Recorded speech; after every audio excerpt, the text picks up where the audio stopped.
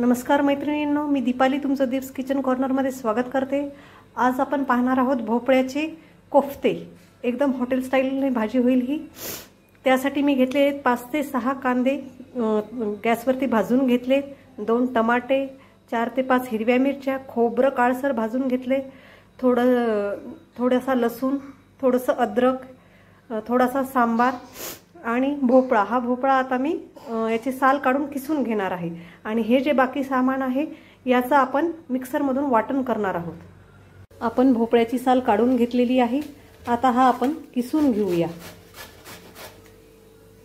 भोपळा आपण किसून घेतलेला आहे, आता हा आपल्याला पिळून घ्यायचा। याच्यातले जेवढंही पाणी आहे ते आपल्याला काढून घ्यायचे। भोपळा आपण व्यवस्थित पिळून घेतलेला आहे। आता यात टाकत आहोत आपण बारीक चिरलेला सांबार, थोडीशी लसणाची पेस्ट, थोडीशी हळद, 1 ते 1.5 चमचा तिखट, थोडीशी धनेपूड। आता यात घालूया आपण बेसन। याच्यात जेवढं बेसन बसेल तेवढं आपण घालूया।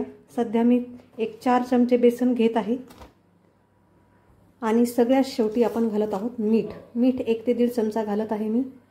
मीठ घातल्यानंतर याला पाणी सुटते, म्हणून आपल्याला कोफ्ते लवकर बनवून घ्यायचे। आता हे सगळं मिक्स करून घेऊया। अशा पद्धतीने आपल्याला एक गोळा बनवून घ्यायचा आहे। आता एका गंजात मी पाणी उकळायला ठेवलेलं आहे, पाण्याला उकळी आलेली आहे आणि त्याच्यावर चाळणी ठेवत आहे। ह्या चाळणीला मी तेल लावलेलं आहे। आता आपल्याला अशा पद्धतीने छोटे छोटे गोळे बनवून घ्यायचे आणि ह्या चाळणीत वाफायला ठेवून द्यायचे। अशा पद्धतीने हे कोफ्ते बनवून घ्यायचे आणि आता याला आपल्याला 15 ते 20 मिनिटं वाफ येऊ द्यायची। यावर आपण झाकण ठेवलेले, 15 ते 20 मिनिटं आपल्याला वाफेवर याला शिजू द्यायचे। 15 ते 20 मिनिटं झालेली आहेत। आता आपण याचं झाकण काढून पाहूया। यामध्ये चाकू घालून पाहूया।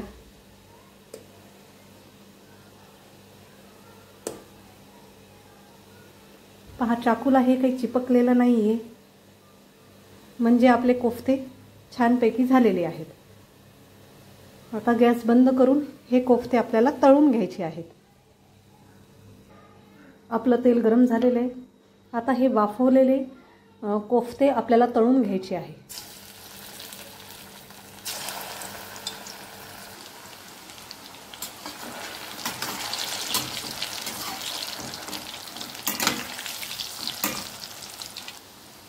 आपले कोफ्ते चांगले तळले गेलेले आहेत। आता हे एका प्लेटमध्ये आपण काढून घेऊया।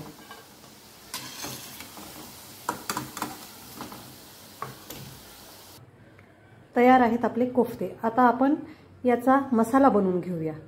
आता मसाला बनवण्यासाठी मी एक कढई गरम करायला ठेवली, त्यात 6 ते 7 चमचे मी तेल घेतले। ही भाजी आपण 7 ते 8 लोकांच्या हिशोबाने बनवत आहोत। आता यात मी घालत आहे कांदा, लसूण, अद्रक, हिरवी मिरची ची पेस्ट।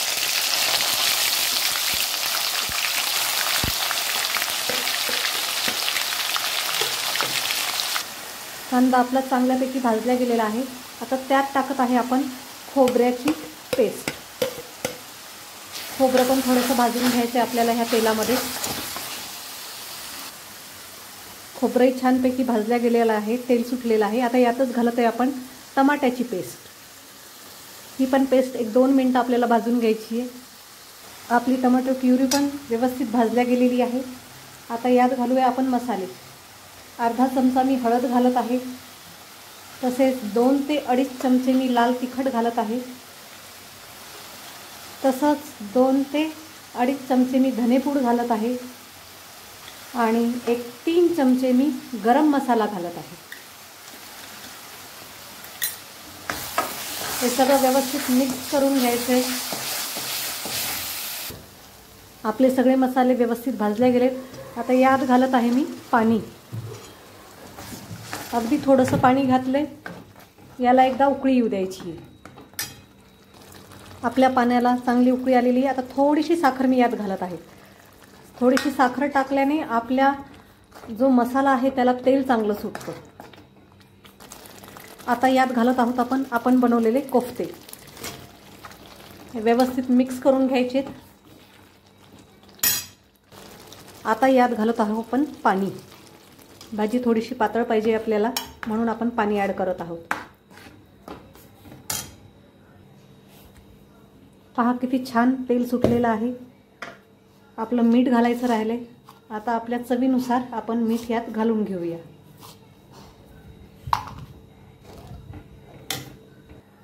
आता याला उकळी येऊ द्यायची आहे आपल्याला. आपल्या भाजीला उकळी आलेली आहे.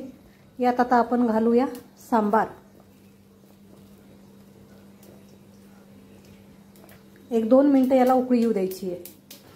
तर तयार आहे आपली कोफ्त्याची भाजी. हे कोफ्ते 10 ते 15 मिनिट यात मुरू दिल्यानंतर छानपैकी फुलतात. तुम्हाला माझी ही कोफ्त्याची भाजी बनवण्याची रेसिपी आवडल्यास नक्की माझ्या चॅनलला लाईक, शेअर आणि सबस्क्राईब करा. थँक्यू.